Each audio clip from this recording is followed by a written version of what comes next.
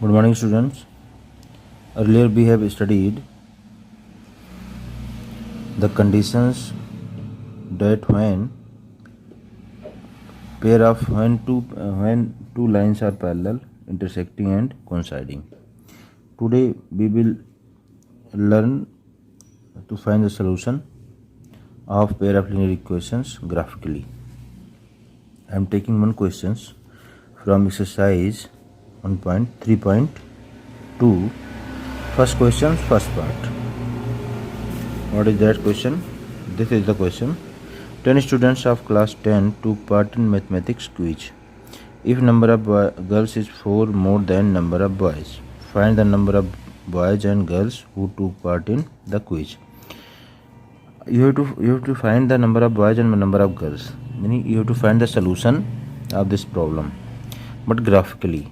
It is already told from the pair of linear equations in the following problem. Find their solution graphically. Then you have to draw the graphs of linear equations. You know well that how to draw a graph of a linear equation. Linear equations means linear polynomial. Okay. What is given? 10 students of class 10 took part in mathematics quiz. There are 10 students. Suppose let number of boys is R10, Rx, and number of girls number of boys is X and number of girls is Y. Okay.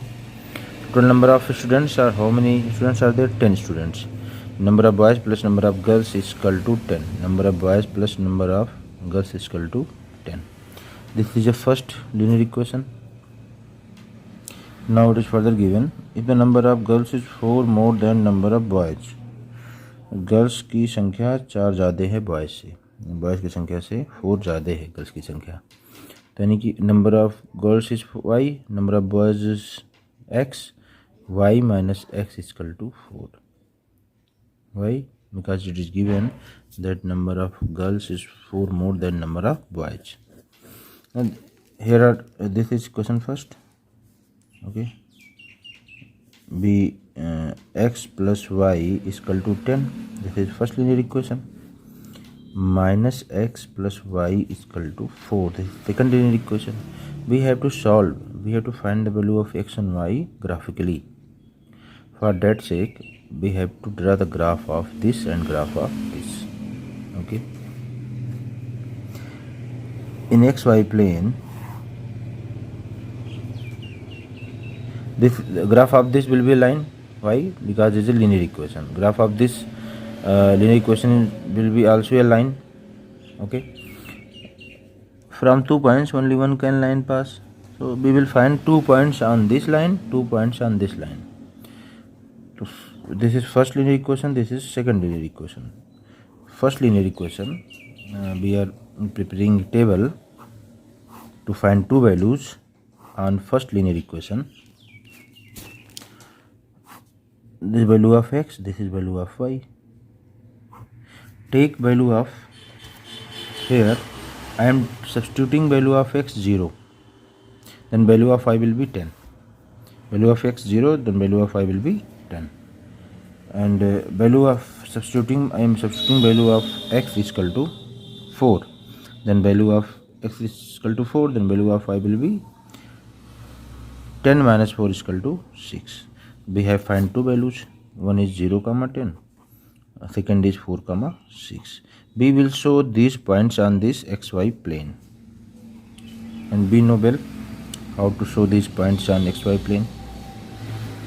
We will move, first of all, we will show this point and after that this point. We will move 0 unit along x. Okay, we will remain here. And 10 unit along y. Suppose that this is 1, 2, 3, 4, 5, 6. This is 10 unit.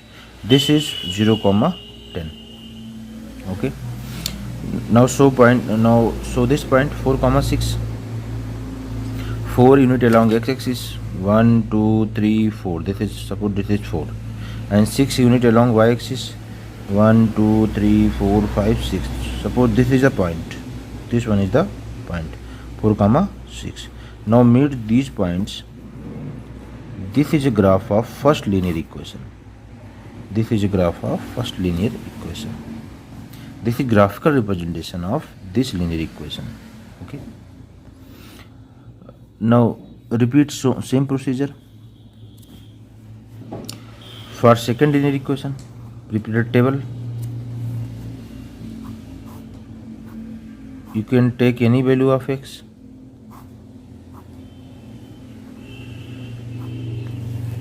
We are putting value of x 0. Then value of y will be 4, 0 comma 4. This is first point. We are putting value of x is minus 2. Then minus 2 plus 2 हो जाएगा ये, तो y is equal to 2 आ जाएगा. This will be 2. We also find 2 points on second linear equation. One is 0 comma 4, second is minus 2 comma 2. Now show these points on xy plane. First of all, this point, 0 unit along x-axis, we will remain here, and 4 unit along y-axis. This will supports, this is the point, 0 comma 4. This is a rough idea. Okay, you have to draw graph of these linear equations on graph paper. Then you will find the exact answer. Okay, you must have the graph paper and draw these graph of these linear equations on that graph paper. Then you will find the solution graphically. So this point, minus 2 unit in x direction, minus 2 unit in x direction, suppose this is the minus 2. 2 unit in y direction, suppose this is the 2 comma minus 2 comma 2. Now meet these points. This is the graph of second linear equation. Here they are cutting each other. Then this is the point which lies on first linear equation as well as on second linear equation. This is a common point. Then this is a solution of this linear equation. This point is satisfying first linear equation as well as second linear equation. When you will draw a graph of this linear equation, graph paper, then you can count value of x along x-axis. Okay, how many units are there, you can count on graph paper, and how many units we have to move along y-axis, we can count on graph paper.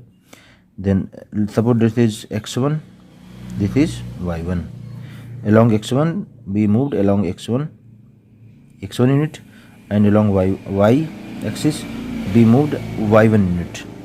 Then this will be solution of this linear equation. अब क्या करना आपको कि आपको draw करना है दोनों linear equations के ग्राफ को ड्रा करना है.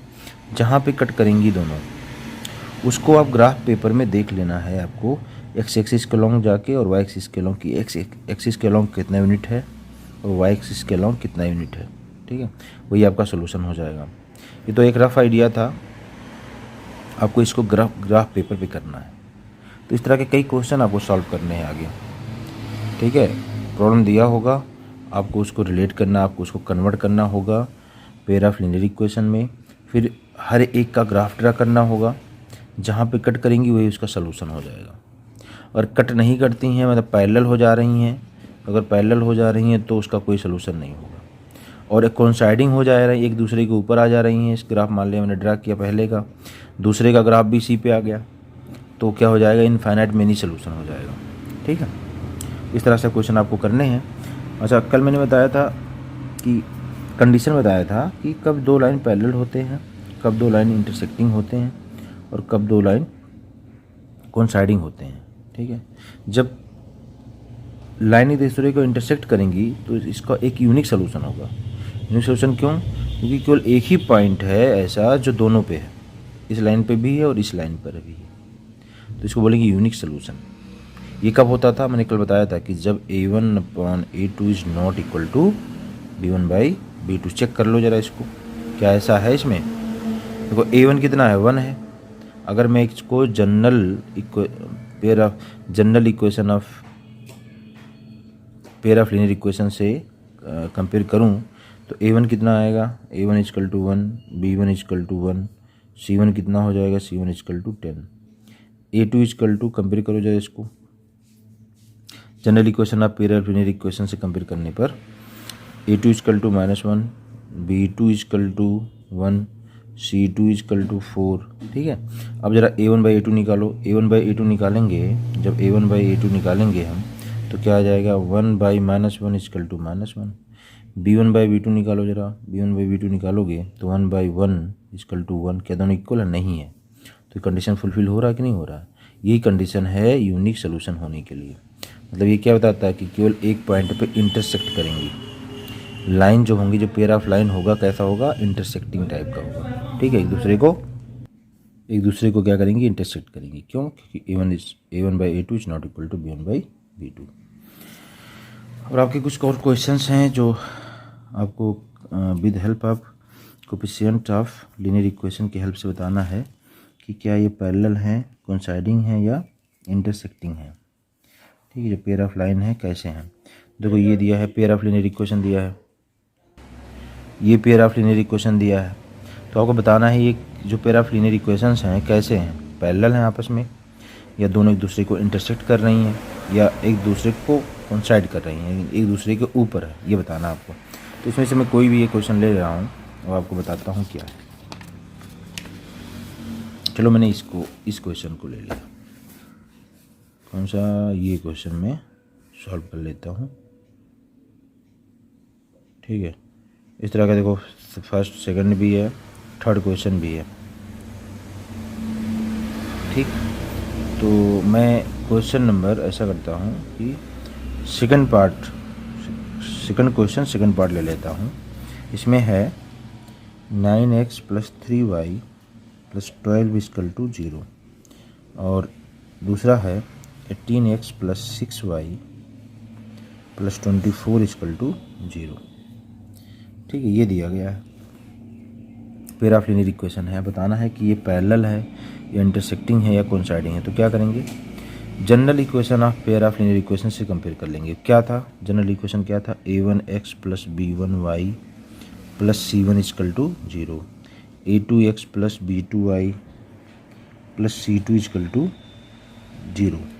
ठीक है, अच्छा देखो यहाँ पे एक छोटा सा मिस्टेक हुआ है। क्या हुआ है, अभी ये जो इजकल टू 10 है, इसको क्या करना है, इधर लाना मुझे, तब हम कंपेयर करेंगे। यानी सारे नंबर्स को और एक्स वाई टर्म्स को एक तरफ लाना है, एक तरफ 0 रखना है, उसके बाद कंपेयर करेंगे। जब तब कंपेयर करेंगे तो यहाँ पे c1 की वैल्यू -10 होगा। ठीक है, और c2 की वैल्यू भी माइनस, इसको भी इधर ले जाएंगे तो -4 होगा। तो ये गलती नहीं करना है आपको। क्या करना है, अगर पेयर ऑफ लीनियर इक्वेशन दिया है तो सारे टर्म्स को एक तरफ ले आना है, एक तरफ 0 रखना है, फिर कंपेयर करना है, अदरवाइज ये गलत हो जाएगा। ठीक है, जैसे ये इक्वेशन है, इन सभी इक्वेशन में पेयर ऑफ लीनियर इक्वेशन जो ये दिया है, नंबर को उधर ले जाना है पहले, फिर कंपेयर करना है, एक तरफ 0 बना लेना। ठीक है, 7 को उधर ले जाओ तो हो जाएगा 2x minus 3y minus 7 is equal to 0। इसको 14 को उधर ले जाओ, फिर कंपेयर करो। ठीक है, ये करना है पहले। ठीक है, तो इधर तो है ही, देखो ये तो दिया ही था, सारे टर्म्स एक तरफ थे, 0 एक तरफ था। अब कंपेयर करेंगे जरा इसके साथ। तो देखो यहाँ पे x के साथ क्या है, a1 है, यहाँ x के साथ क्या है, 9 है। तो a1 इजकल टू क्या हो जाएगा, 9। b1 क्या हो जाएगा, b1 इजकल टू हो जाएगा 3। c1 क्या होगा, c1 इजकल टू हो जाएगा 12। ठीक है, कंपेयर जब करेंगे तो क्या आ जाएगा, 12 आ जाएगा। a2 क्या होगा, देखो a2 इजकल टू 18 हो जाएगा। b2 क्या होगा, b2 इजकल टू 6 होगा। c2 क्या होगा, c2 इजकल टू 24 होगा। क्या हो जाएगा, 24। ठीक है, अब इस बार now find the ratio of a1 by a2। a1 by a2 what will be a1 by a2, 9 by 18 is equal to 1 by 2। This is a1 by a2। Find the value of b1 by b2, b1 by b2, this will be 3 by 6 is equal to 1 by 2। ठीक है, find the value of c1 by c2, this will be 12 by 24 equal to 1 by 2। Here we can see that A1 by A2 is equal to B1 by B2 is equal to C1 by C2. These three ratios are equal. A1 by A2 is equal to B1 by B2 is equal to C1 by C2.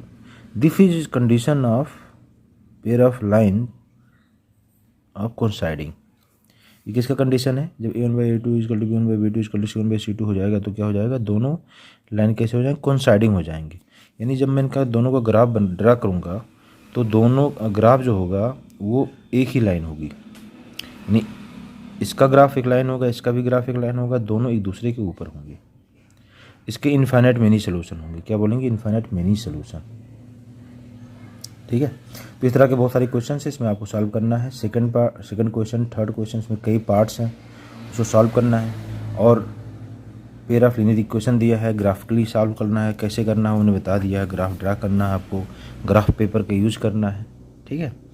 और फिर जहाँ पे cut करेगा उसको आप graph paper में देख लेना है कि एक्स के लॉन्ग कितना है, वाई के लॉन्ग कितना यूनिट है, वही सोल्यूशन हो जाएगा आपका। ठीक है बेटा, आज के लिए इतना ही। Okay, bye.